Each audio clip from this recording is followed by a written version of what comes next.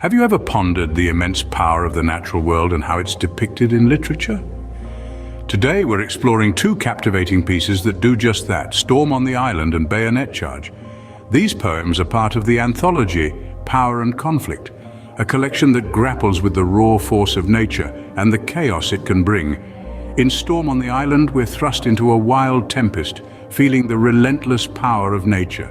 Contrastingly, Bayonet Charge presents us with a different kind of storm, the storm of war. Both pieces, though different in their subject matter, reflect on the immense power that nature holds, whether it's the natural elements themselves or the inherent nature of humanity. These poets offer us differing perspectives on the power of the natural world, each unique, each evocative. Now let's delve deeper into these two poems and discover the unique ways they depict the power of nature. Heaney's Storm on the Island presents us with an intimate, first-hand experience of nature's power. The poet paints a vivid picture of life on a remote island, using metaphor, personification, and imagery to bring the scene to life. He describes the island as a wizened earth, a metaphor which suggests the land is old and weather-beaten, just like its inhabitants. Heaney then personifies the storm, calling it a huge nothing, implying it is a powerful, destructive force that cannot be controlled. The imagery of the exploding comfortably sea further emphasizes the storm's power, while also hinting at the islanders' acceptance of their harsh environment.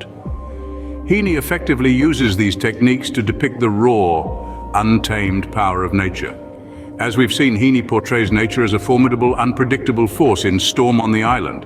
But how does this compare to our second poem? In contrast, Bayonet Charge offers a different view of the natural world.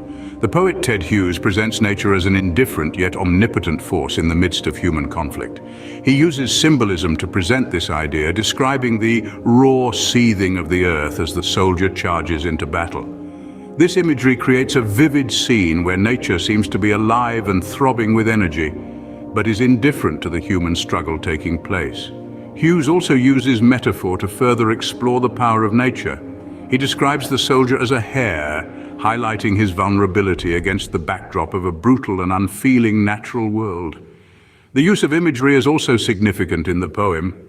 The bullet smacking the belly out of the air is a stark image that presents the natural world as a victim of human conflict. The poet's portrayal of nature in Bayonet Charge is starkly different to that in Storm on the Island. Let's see why. When comparing these two poems, we can see a striking contrast in the presentation of the natural world. In Storm on the Island, the poet personifies the elements, creating a sense of a relentless, hostile force.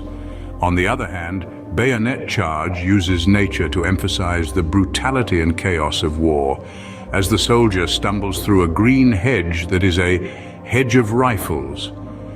The contrast between these two depictions is stark. One presents nature as an antagonist, the other as a backdrop to human conflict. Yet, both underline the power of the natural world, whether as an active participant or a passive observer. This contrast serves to heighten our understanding of the themes each poet explores.